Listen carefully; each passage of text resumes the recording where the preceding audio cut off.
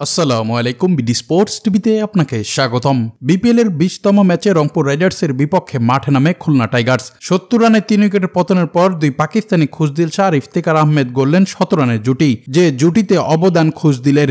শেষ পর্যন্ত 5 উইকেট হারিয়ে 186 রানের চ্যালেঞ্জিং পুঁজি দাঁড় করেছে রংপুর রাইডার্স। সিলেট আন্তর্জাতিক ক্রিকেট স্টেডিয়ামে টসে জিতে প্রথমে ব্যাট করার সিদ্ধান্ত নিয়েও ভালো শুরু করতে পারেনি রংপুরের ব্যাটাররা।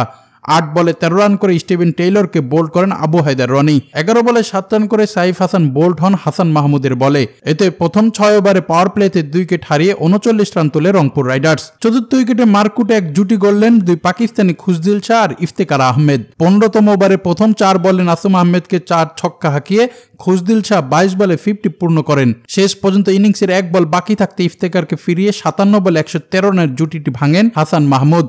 ইফতেখার 36 বলে 43 রান করে প্যাভিলিয়নের পথ ধরেন। অন্যদিকে ইনিংসের শেষ পর্যন্ত অপরাজিত থাকেন। 35 বলে 73 রান করেন খুশদিল শাহ। এতে 187 রানের লক্ষ্য দেয় খুলনাকে রংপুর রাইডার্স। জবাবে দ্বিতীয় ইনিংসে জয়ের লক্ষ্যে ব্যাটিং করতে নেমে 31 রানে রাসুলিকে ফেরায় আকিব জাভেদ, আর পাওয়ার প্লেতে সংগ্রহ করে 1 উইকেট হারিয়ে 57 রান খুলনা। দলীয় 92 রানে মেহেদি মিরাজকে ফেরায় সাইফুদ্দিন ব্যক্তিগত 39 রানে, আর 137 রানে তৃতীয় উইকেটের পতন হয় নাঈম শেখের। 50 পূর্ণ করে দলকে ভালো অবস্থান নিয়ে যান এই ওপেনার। তবে 58 রান করে প্যাভিলিয়নের পথ ধরতে হয় এই ব্যাটারকে। শেষ 24 বলে 35 রানের প্রয়োজন থাকলে খুলনার ম্যাচ তখন মনে হয় তারাই জিতবে।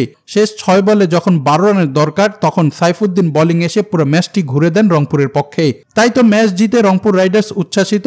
টানা 7 ম্যাচ জিতল রংপুর রাইডার্স। অন্যদিকে 5 ম্যাচে 2 জয় আর 3 হারে পয়েন্ট টেবিলের চতুর্থ স্থানে রইল খুলনা বাহিনী। তাই তো ম্যাচ শেষে কথা বলেন নুরুল হাসান সোহান। তিনি বলেন, দুর্দান্ত করেছেন সাইফুদ্দিন, তাছাড়াও ব্যাটাররা দুর্দান্ত করেছে, এতে আমরা এই ম্যাচেই জিততে পেরেছি। তবে আমি চাইবো পরবর্তী ম্যাচে নিজেদের সেরা খেলাটা ধরে রাখতে, তাহলে আমরা সেরা পর্যায়ে চলে যেতে পারবো, এমন আত্মবিশ্বাসী নুরুল হাসান সোহান।